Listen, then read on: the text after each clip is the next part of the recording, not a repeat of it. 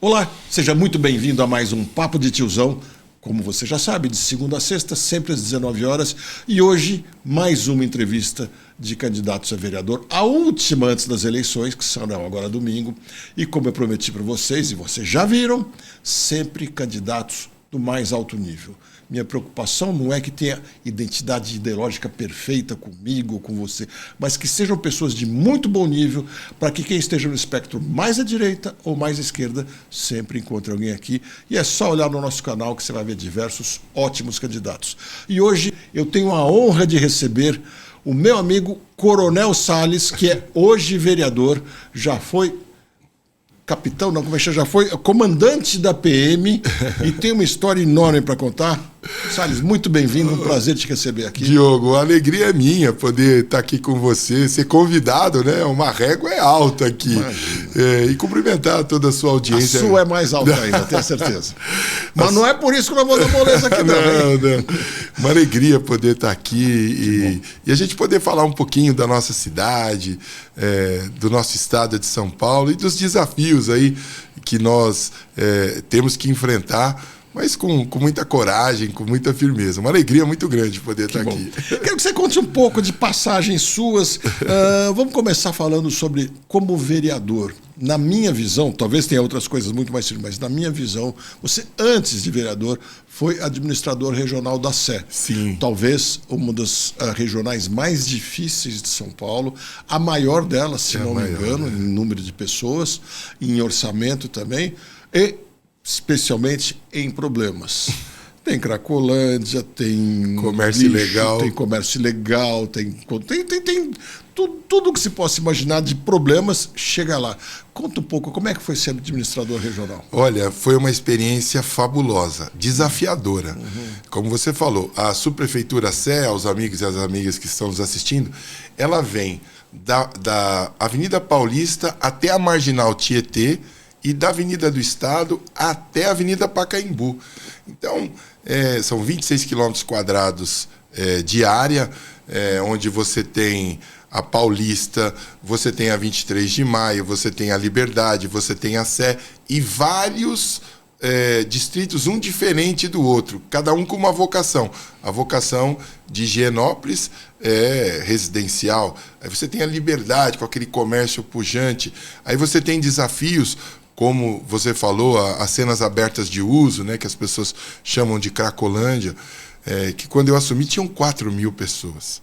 Então, um trabalho difícil, e aí junto com as outras estruturas do município, prendendo traficantes, cuidando da doença, que a drogadição é uma doença adquirida, definida pela OMS, acolhendo aquelas pessoas, e o último passo, que é o da reinserção social.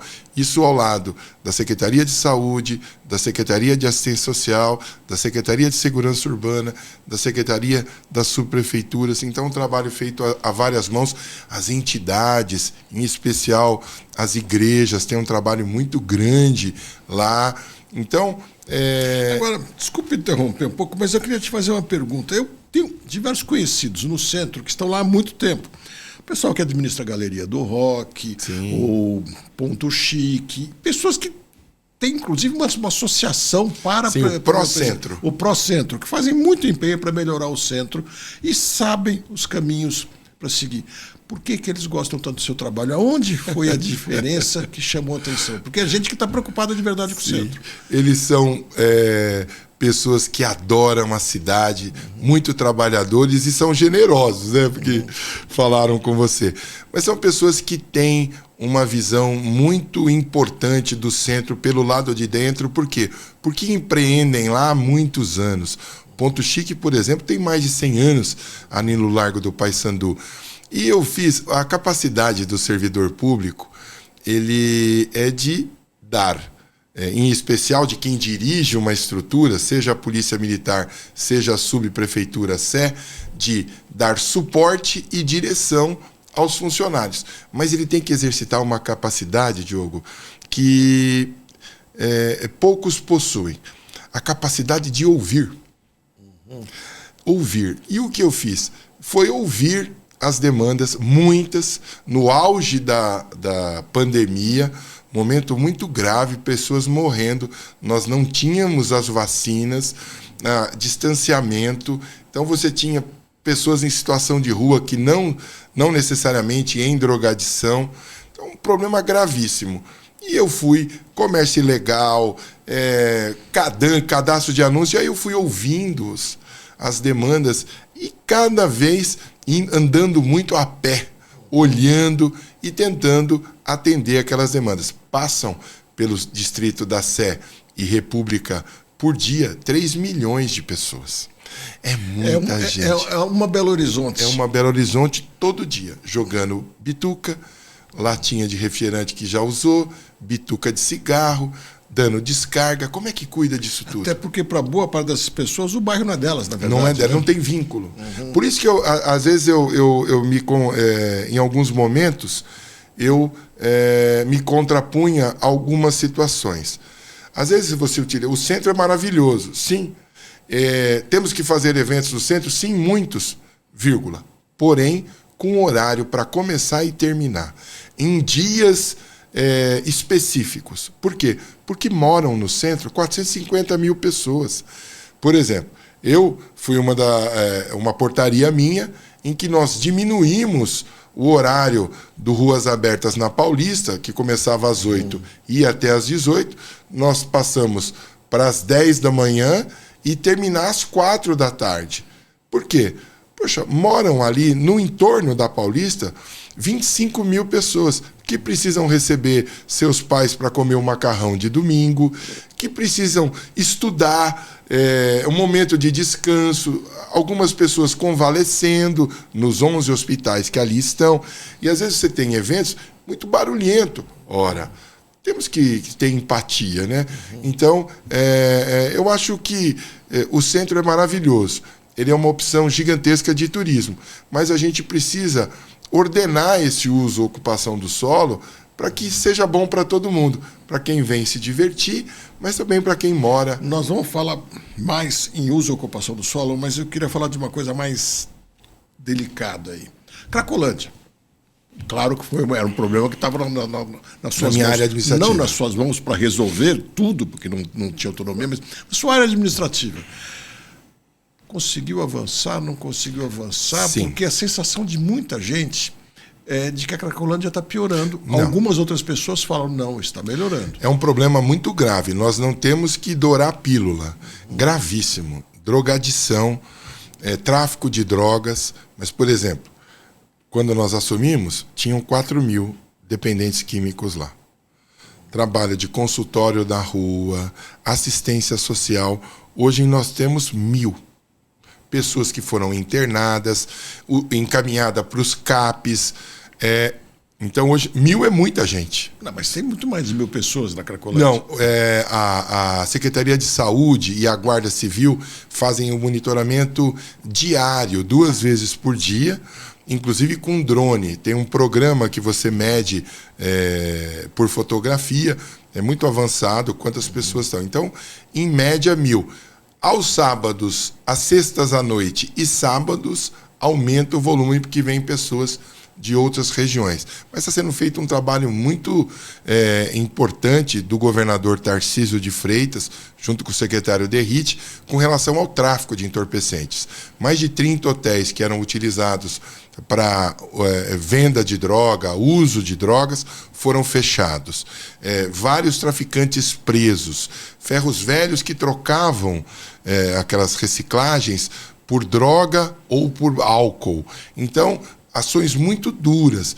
Prisão de pessoas que estão com medidas cautelares, que não poderiam estar ali, que não poderiam estar depois das 19 horas, que estão ali e retornaram para o presídio. Então você ali, basicamente, tem 4 ações. Prender o traficante, cuidar da saúde daquelas pessoas, acolher essas pessoas nas comunidades terapêuticas. As igrejas católicas e evangélicas têm uma expertise muito grande nessas comunidades terapêuticas. E o quarto, que é reinserir essas pessoas na sociedade para que eles voltem a viver uma vida normal. É um desafio gigantesco, não é uma exclusividade de São Paulo. Nós somos hoje a São Francisco, nós vamos encontrar cenas abertas de uso, em Montreal, em Los Angeles, em Nova York. Eu falo isso porque eu fui nesses locais. Em Chicago, estive lá, é assustador também. E lá um problema grave com os opioides também. Então esse é um problema grave e característico dos grandes centros urbanos. Mas quando você me fala assim, eu fico com a impressão que então não tem solução. Mas solução. Eu fico meio indignado de pensar, uma cidade de 11, 12 milhões de habitantes, a gente não consegue resolver o problema de poucos milhares. Me dá até vergonha de pensar que... É porque não depende de um lado ou do outro. A dependência química, e às vezes as pessoas falam, mas Salles, quando a pessoa entra na dependência química, ela entra de maneira lúdica, é o coleguinha que ofereceu a maconha, começa com o álcool, e é uma progressão. Tinham 4.000, hoje tem 1.000. É como se fosse perder peso. Quando você começa um regime, você perde peso rápido. Então, eu quero insistir nessa coisa de 4.000, 1.000. Eu, quando ando no centro, e eu ando com frequência pela cidade, eu tenho a impressão de que está um pouquinho mais disperso em outros bairros também. Mas eu, quando ando pelo centro, a minha sensação de olhar é que o grupo diminuiu bastante. Diminuiu muito. E agora que você está me dizendo que a gente escuta alguns candidatos a prefeito dizerem que tem 80.000, não sei o que, eu fico pensando numa saída de 80.000 pessoas em situação de rua pelo CAD único. Tá. E o CAD único não tem a porta de saída. O último censo que foi feito de pessoas em situação de rua foi em fevereiro de 2022, em que nós temos 32.000 pessoas, que já mudaram. Vou te dar um dado. Aí fala, mas nós estamos falando de outro grupo, de pessoas em situação de rua. Fui com o prefeito no projeto Reencontro. Tinha uma senhora argentina. O projeto Reencontro é aquele que faz as casas, pequenas casas. Isso, de acolhimento, de 18 metros quadrados. Isso. Depois eu vou querer falar disso. Casas de 18 metros quadrados. Peço para você que guarde esse número. Casas de 18 metros quadrados. Eu vou voltar a esse assunto para falar de urbanismo. São abrigos transitórios para tirar a pessoa em situação de calçada, porque ela fica comendo no meio-fio, não é digno. Então criou-se nas áreas da prefeitura esse projeto Reencontro, onde a família consegue minimamente tomar banho, lá tem chuveiro, tem geladeira, ela consegue levar uma vida normal. Aí eu e o prefeito fomos nesse projeto Reencontro. Aí tinha uma moça, uma senhora, com 2 filhos. Aí ela falava espanhol. Aí o prefeito perguntou, mas de onde a senhora é? Falou, sou da Argentina.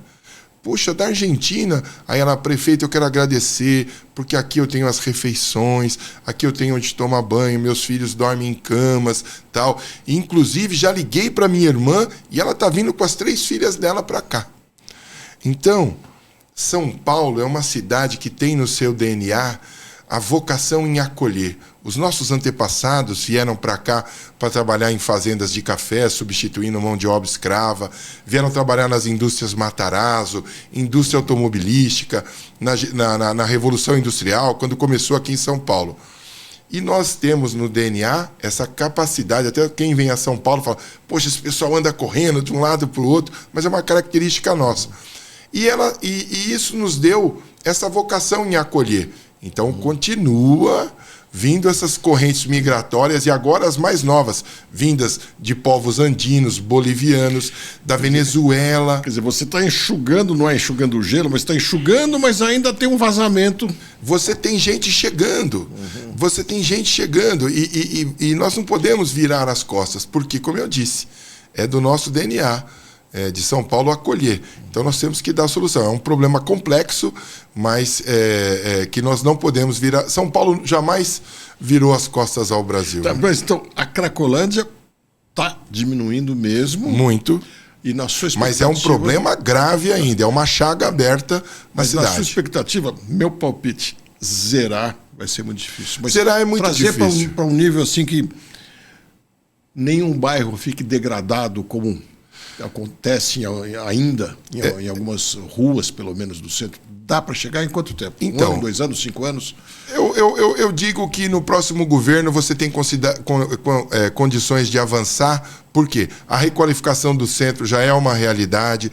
Por exemplo, praças emblemáticas como a Princesa Isabel, que hoje é o Parque Princesa Isabel, é outro lugar, se você for olhar, cobertura vegetal. E isso foi feito quando eu era subprefeito, e agora nós entregamos, o Coronel Camilo deu continuidade a esse trabalho. Eu acredito, Diogo, que nós temos também que ter esperança e confiança que nós temos brasileiros em São Paulo que possam... nós temos no estado de São Paulo as melhores universidades do país, sem ufanismo ou vaidade, USP, Unesp, Unicamp, então, Univesp, né, a virtual. Então, eu acho que nós temos patrimônio intelectual, capacidade operativa, profissionais de muito gabarito para que a gente possa dar solução. Você conversa com drogadição, por exemplo, com o professor Ronaldo Laranjeira, que foi um dos que criou o CRATOD, que é o Centro de Referência contra álcool, tabaco e outras drogas. É uma linha. Você conversa com outros especialistas, você tem que ouvir. Então, eu acho que a capacidade do próximo prefeito e dos vereadores que serão eleitos é a capacidade de ouvir e tentar implementar as melhores práticas já consagradas em outros locais do mundo. Quando eu fui comandante-geral da PM, eu enviei para o exterior 202 policiais militares. Mandamos para o Japão. O que estão fazendo lá em tecnologia que pode nos atender? Mandamos a Nova York, a Itália, a China, a vários lugares do mundo. Não adianta você reinventar a roda. Então você tem que pegar essa experiência comparada e tentar aplicar aqui em São Paulo sob o controle, sob a égide, sob o aconselhamento das melhores cabeças. Eu acredito no Brasil, acredito que São Paulo possa mitigar esse problema tão grave que são as cenas abertas de uso aqui na cidade. Então, já que você citou seu comando da PM, conta um pouco dessa sua passagem lá. Deve ter pelo menos uma outra história, até divertida, uma mais triste, não quero ficar falando de coisas tristes, trágicas, mas algumas coisas marcantes na sua passagem pela PM. Eu assumi o comando geral e na primeira semana eclodiu a greve dos caminhoneiros. Problema gravíssimo. Eu moro no Tatuapé. Do quartel-general, uns 15, 18 minutos de carro. Pois durante os 10 dias que nós tivemos a greve, eu não fui para casa. Eu fiquei no quartel-general, acompanhando, ia para o Copom, que é o centro de operações, falava com o estado inteiro. Acho que dava mais de 30 entrevistas por dia. Para quê? Porque você também tem que ter a capacidade de comunicar o estado de São Paulo, e eu tinha sido incumbido de ser o porta-voz durante essa crise, de falar onde a gente tinha melhorado, mas uma característica daquele evento, da greve dos caminhoneiros, e era uma grande preocupação, que era um movimento difuso. Ele não tinha organização.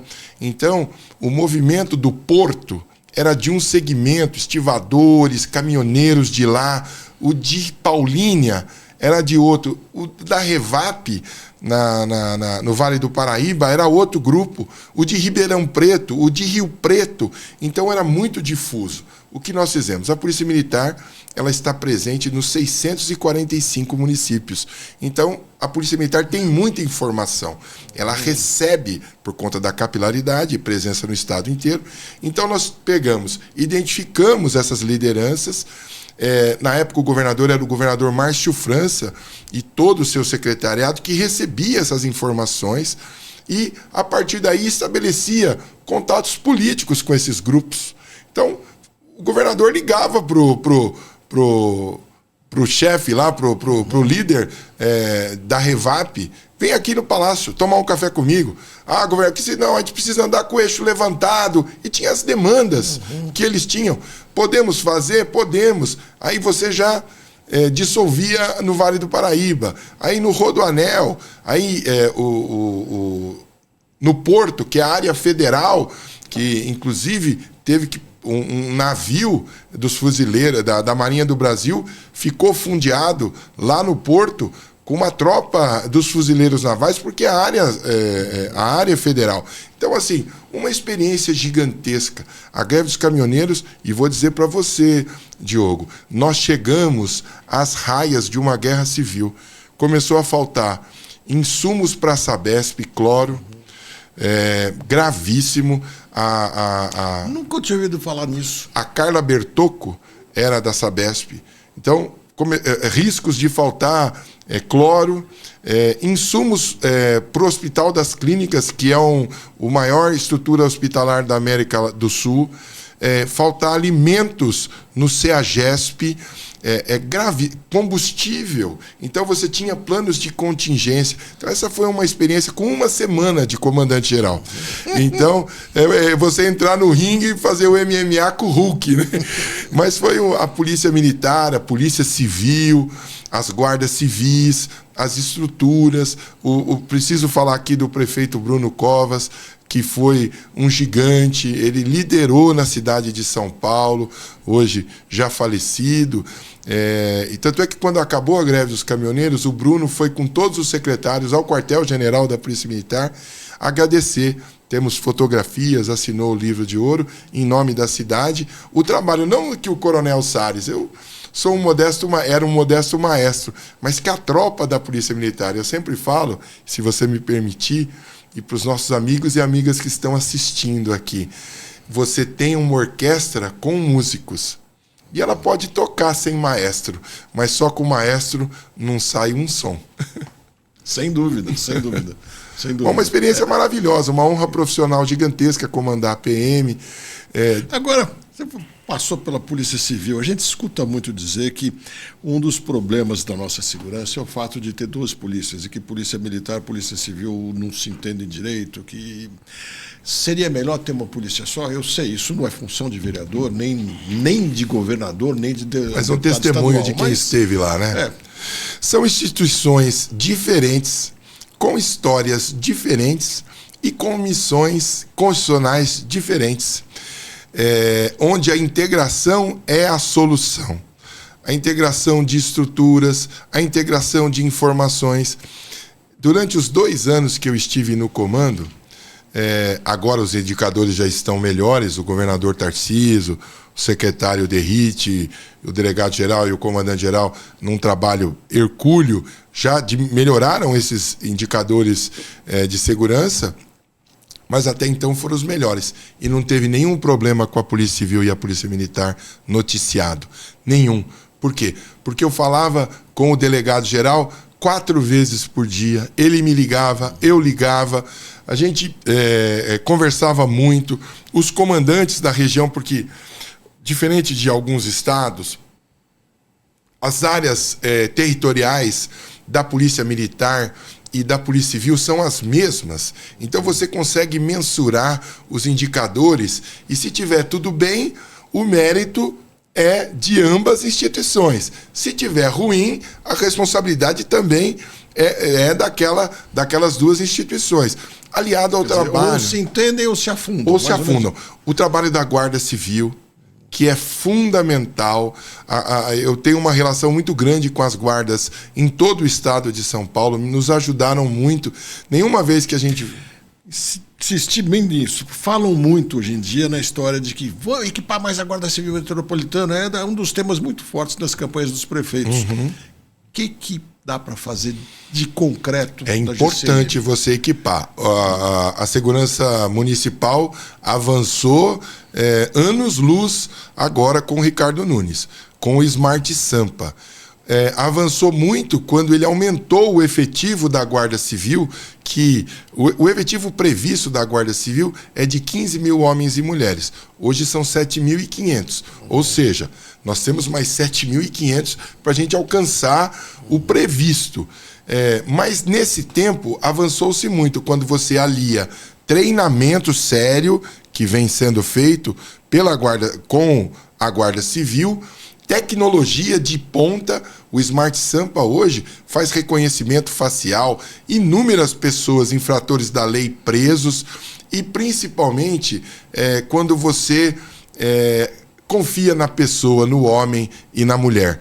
Homens e mulheres de muito valor. O maior patrimônio da Guarda Civil são seus guardas civis. Homens e mulheres que trabalham muito. Então, quando você melhora o vencimento, quando você aumenta, por exemplo, o valor da DEAC, que é essa diária de ação extraordinária, de ação complementar, que os guardas civis, é operação delegada da Polícia Militar. Quando você aumenta a remuneração dessas horas que eles trabalham, quando você fala obrigado, quando você compra um armamento melhor, quando você treina melhor, quando as instalações físicas são melhores, tudo melhora. Por quê? Tudo isso tem uma finalidade: prestação de serviço público. Não é o fim em si mesmo. Às vezes enganam-se aqueles candidatos quando eles falam, nós vamos fazer...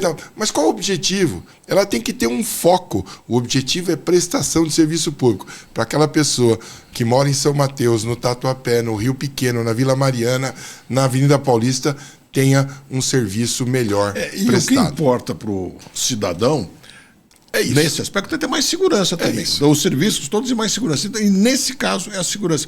E a GCM tem se entendido bem com as polícias. A gente pode acreditar que essa promessa de crescer a GCM é pela segurança? É pela segurança, é pelas pessoas de São Paulo. É fundamental que tenhamos uma guarda prestigiada, bem armada, bem equipada e com a consciência que ela está ali para servir na acepção da palavra mesmo, e é o que a Guarda Civil faz em São Paulo. Agora eu quero mudar um pouco de assunto, nosso tempo é curto, queria discutir muitas coisas por muito tempo, mas a gente tem que correr aqui. Vamos lá. Eu queria falar um pouco de urbanismo. Essa é uma coisa que a mim preocupa bastante. Eu acho que muita gente que nos ouve também, quer dizer, quando eu falo urbanismo, quer dizer, é da organização dos bairros, de planejamento da cidade. Começando pelo centro, que você conhece mais. Eu tenho a impressão que um dos problemas no centro é que a lei de uso e ocupação de solo conflita com as regras dos bombeiros e com as questões de tombamento. Então, no final, esses prédios ficam presos porque não pode nada. Não tem como sentar numa mesma mesa Corpo de Bombeiros, o Condefat, Compresp e os vereadores, pelo menos alguns, para resolverem um entendimento. Eu vou explicar um pouco para você o que eu quero dizer. Por exemplo, o Condefat exige que sejam mantidas as escadas do jeito que são e as fachadas não podem mudar. Aí o bombeiro quer uma escada externa. Aí, por exemplo, esse prédio ficou inviável, porque um quer uma coisa e outro quer outra. Tem um pouco disso, não tem? Sim. E aí, como é que vai resolver esse negócio? As normas, você tem normas federais, estaduais e municipais. E, às vezes, elas colidem.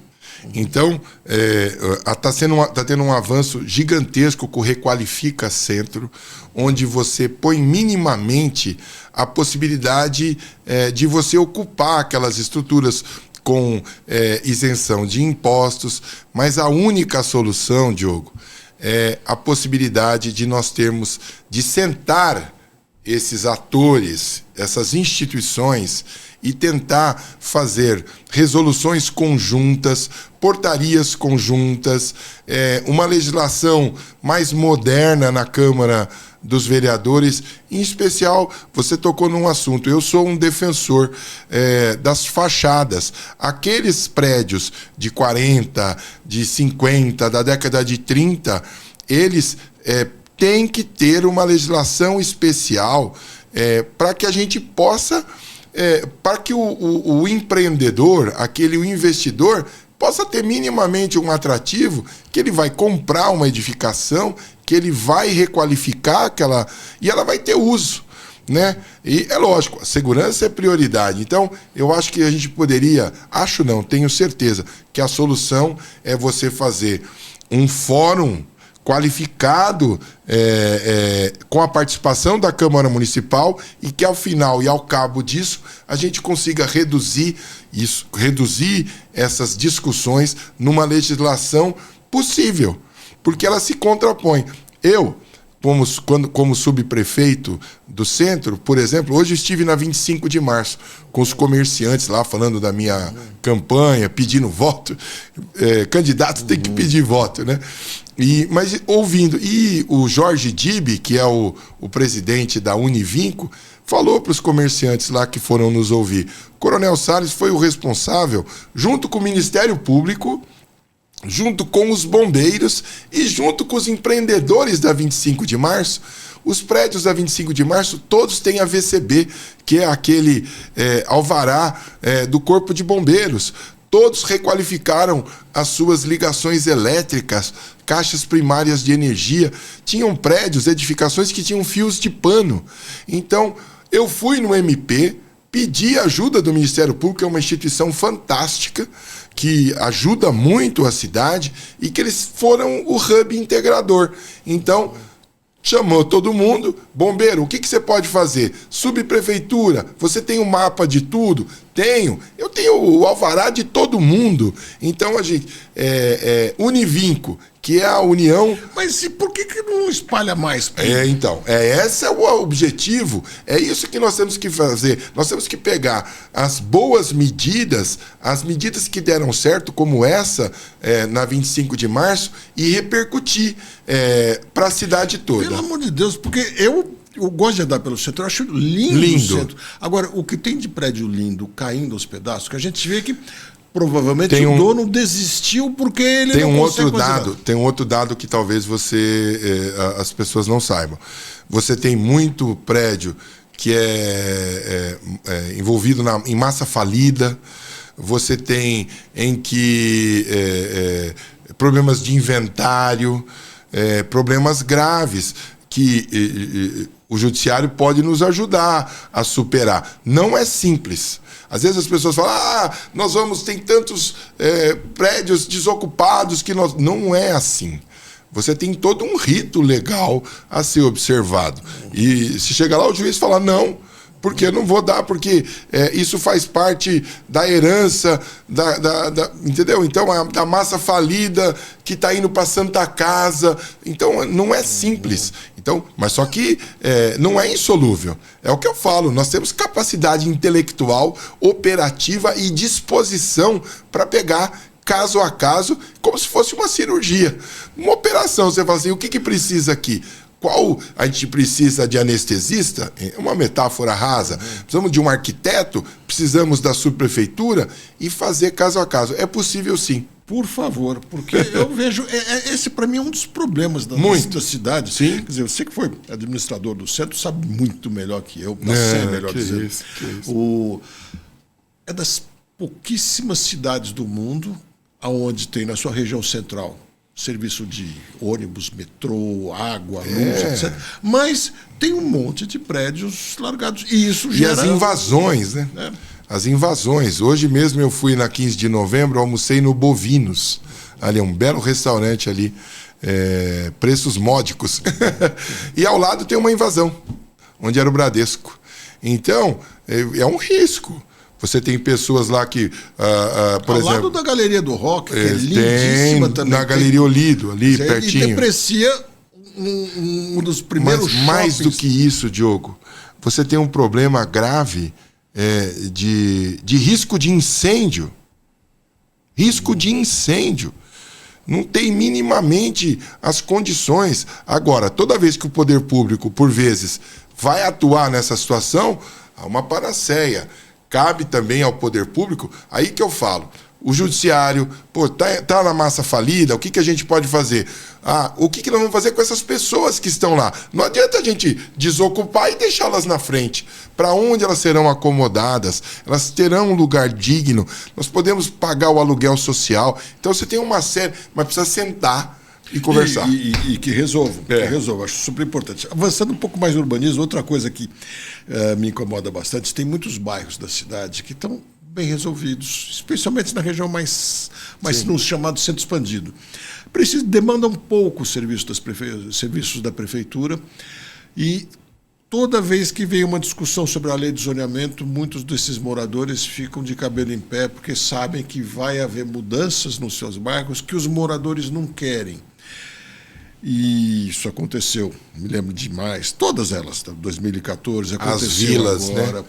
O problema das vilas, nós temos mais de 1.000 vilas na região de Pinheiros. Agora, de outro lado, muita gente fala, precisa construir mais moradia para as pessoas. Dá para compor aumento de moradia, mas respeitando um pouco mais a vocação dos bairros? Tem um princípio. O vereador, o deputado estadual, o federal, o senador, ele é uma caixa de ressonância das pessoas que o elegeram.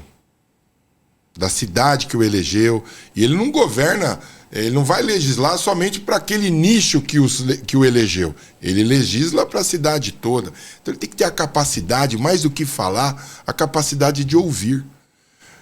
Ouve, e eu sou um defensor das vilas, na região de Pinheiros, por exemplo, que é uma cultura, é histórico. É histórico. Nós temos vilas com mais de 100 anos, que as pessoas herdaram a casa dos avós, que tem todo um apelo afetivo naquela edificação. Então você tem que respeitar isso. Então, mas também você deve promover a habitação na cidade. Então você tem que tentar conciliar a oferta de habitação, seja de interesse social, seja Minha Casa Minha Vida, faixa 1, faixa 2, faixa 3, seja para a classe média, mas respeitando a cidade que a gente mora. Vou te dar um exemplo. Vou dar um exemplo para vocês. Tive uma discussão muito séria na tribuna, quando um vereador falava que as habitações de interesse social não deveriam ter garagem. Isso chega na Câmara dos Vereadores. Porque não poderia ter garagem, porque vai ficar mais caro, porque não sei o quê. Falei, tá bom. O governo Lula tá buscando soluções para incentivar a compra de carros populares. Até falei, vocês precisam se entender. Vocês são do mesmo lado político, mesma visão de mundo de esquerda. Agora, aonde nós vamos colocar esses carros dessas pessoas? Ou vocês acham que a pessoa que mora em habitação de interesse social não tem carro? Ou nós vamos transformar os quarteirões em grandes estacionamentos, que aí você quer chamar o seu filho para ir à sua casa, não consegue estacionar, aí ficam... Então, você tem que adequar a cidade com as necessidades dela. Nós temos um programa grande agora, que é o programa Pode Entrar, mais de 70 mil habitações em que o governo municipal está comprando os estoques para poder colocar nesses programas de acesso à moradia. Agora, isso tudo tem que ser pensado com as vocações. Agora, porque senão vai impactar em mobilidade urbana. Nós temos erros do passado que nós estamos pagando o preço hoje. Você tem habitações que foram feitas em Sapopemba, Cidade Tiradentes, e aí você tem que fazer corredor de BRT. Ótimo. Nós temos que fazer emprego lá perto, entendeu? Criar hubs. E eu tenho a impressão que tem que fazer uma coisa a mais também, dar mais legalidade para a nossa periferia. Sim, você tem que regularização fundiária. Visão, tem quase 2 milhões de imóveis em São Paulo. Sim, sem regularização. São ilegais, sem regularização. E aí que eu quero entrar naquela história da casa de 18 metros quadrados. Eu sei que pela nova lei de zoneamento, pela aquela lei que foi aprovada em 2014, se permitiu fazer apartamentos na região da Faria Lima, por exemplo, Estúdios, de 17, está estúdio, 17 e 18 metros quadrados, caríssimos, onde as pessoas compraram e aparentemente vivem bem. O próprio projeto Reencontro, que você falou mais no começo, tem as casas de 18 metros quadrados. Mas por que só pode ter um lote oficialmente de 125 metros quadrados? O pobre não tem dinheiro para comprar isso. Deixa eu te falar. São, assim, no meu olhar, situações muito diferentes. A casa do projeto Reencontro, que são provisórias, transitórias, tem porta de saída. O objetivo é retirar as pessoas da calçada. É um resgate. É um resgate. Você tirar e acomodar melhor, para que ela possa tomar banho, fazer a barba, colocar sua camisa e procurar emprego. Com relação a esses estúdios, é até uma tendência mundial. Eu fui a Nova York há um ano e meio atrás e fiquei num estúdio muito pequeno. E é uma tendência dos grandes centros, até dos mais jovens. Eles não querem morar mais em casas grandes, não querem ter carro. É uma tendência, né? Então eu acho que são situações distintas. Agora, você tem que ter a capacidade, o município tem recurso para isso, para promover programas habitacionais que atendam as pessoas, os mais pobres, aqueles que precisam, porque isso também, ao mesmo tempo que você acolhe aqueles que mais precisam, com o sonho da casa própria, você gera emprego. Construção civil, eu fui ao Secov, fui para ficar meia hora. Fiquei 3 horas conversando com eles. Por quê? Porque você tem que olhar lá também a visão do que constrói. Os desafios que eles têm, que eles possuem. E eles não são vilões. Eles são empreendedores que têm que ter lucro. Por isso que o nome chama empresa. Né? O termo ele se define por si só. Então ele tem que ter lucro. Agora, você tem que ouvi-los. Por quê? Porque eles dão muito emprego. Eles dão muito. Agora, eles podem participar da gente. Mas então, enquanto a prefeitura mantiver, ou melhor, a Câmara dos Vereadores mantiver essa exigência que não pode ser vendido nenhum lote com menos de 5 por 25, 5 por 15, me desculpe, vai ter essa limitação de que tem pessoas que moram em terrenos de 30 metros quadrados, 40 metros quadrados, 50 metros quadrados, e moram bem, que é o que pode pagar. Só que elas compraram esse terreno de um clandestino que tem um monte de ilegalidades. Você tem a legislação e os vereadores estão lá para avançar. Então, a discussão tem que ser feita. E até posso trazer à baila esse assunto na Câmara, será interessante. E nós vamos... porque se a pessoa já mora... não sei se você lembra, quando começaram a exigir formação acadêmica probatória para os jornalistas. Nós temos jornalistas maravilhosos que escrevem brilhantemente, que conseguem comunicar, que retratam os fatos e que não têm faculdade de jornalismo. E houve uma legislação que acomodou essa prática, essa ciência, né? Um pouquinho da educação física também, com aqueles personal trainers, com o Conselho Regional de Educação Física. Por que a gente não pode fazer isso com as residências? A pessoa está lá, ela está instalada. Vamos regularizar. Eu acho que isso é interessante e muito importante o que você falou. Eu acho plenamente possível. Nós temos que avançar. Vou cobrar. Cobre. Vou cobrar, hein? Bom, já estamos estourando nossa hora. Quero saber, antes de mais nada, algum assunto que eu não trouxe, que eu não perguntei, que você acha importante trazer aqui para a gente já ir para o nosso encerramento. Eu queria falar um pouquinho das nossas bandeiras que nós fizemos na Câmara Municipal. O Plano Municipal de Segurança, no plano diretor, foi uma emenda que nós fizemos. Para quê? Para que a gente possa adequar os bairros, seja com relação à segurança viária, que é o traffic calming, que a gente possa colocar rotatórias nos cruzamentos, que a gente possa colocar lombofaixas, que a gente possa diminuir o número de acessos aos bairros para melhorar a segurança, tudo combinado com as pessoas que moram ali.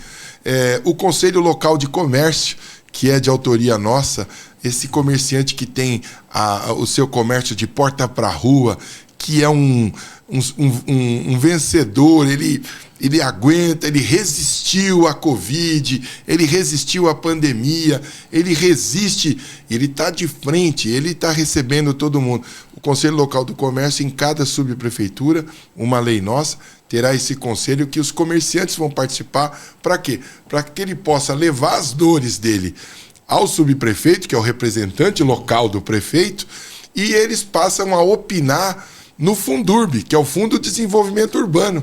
Então você chega aqui na Teodoro Sampaio e fala, vamos colocar aqui a calçada de porcelanato. Os comerciantes, nananina não, nós não queremos, nós queremos de cimento com piso pototátil para os cegos. Por quê? Porque se você colocar porcelanato, é um exemplo, né? Vem a Enel quebra, vem a Sabesp quebra, e em 6 meses parece uma coxa de retalho. Então, é ouvir quem está no território. E a última lei de nossa autoria, a Lei 18.163, é a que fala mais no meu coração, que a gente conseguiu fazer na Câmara, editar, assinada pelo prefeito, a Lei Servidor Amigo do Autista. Nós estamos habilitando os 130 mil funcionários da Prefeitura por EAD, por ensino à distância, a saber o que é o autismo, o que fazer, o que não fazer, letramento, acolhimento, não pode sirene, não pode luz, não pode agarrar, o colar de quebra-cabeça é dos autistas. Então, inclusão. E ao mesmo tempo que você melhora a prestação de serviço público, você melhora a qualificação do servidor público. Nós só vamos ter uma cidade mais inclusiva, mais humana, mais segura, quando também nós investirmos no servidor público e no serviço público, numa prestação de serviço que a cidade requer. Então eu estou muito feliz, animadíssimo como vereador de São Paulo. E se você me permitir falar um pouquinho de que nós estamos candidatos à reeleição, né? Aqui pelo PSD, né? O nosso número é tudo simples, é tudo 5, tudo 5, e apoiando... 5 5, né? 5 5, tudo 5. Entra lá na urna e... 5 até não parar mais. Até não parar mais. E apoiamos o prefeito Ricardo Nunes, que é um homem de muito valor, que hoje, se nós não temos nenhuma criança sem creche na cidade de São Paulo, nós devemos ao trabalho desse homem, os 10 hospitais que ele conseguiu construir em tão pouco tempo, maior programa de asfaltamento da cidade de São Paulo, mas uma característica que ele tem, que é muito interessante, que eu sou um fã, que é gostar de gente, ter humildade de ouvir e trabalhar pelas pessoas. Eu agradeço demais, Diogo, a generosidade do teu convite e espero, após as eleições, voltar mais aqui para a gente falar de urbanismo, de mobilidade urbana, de segurança pública e do centro de São Paulo. Eu vou te encher de projeto de lei, hein? Pode, é uma alegria.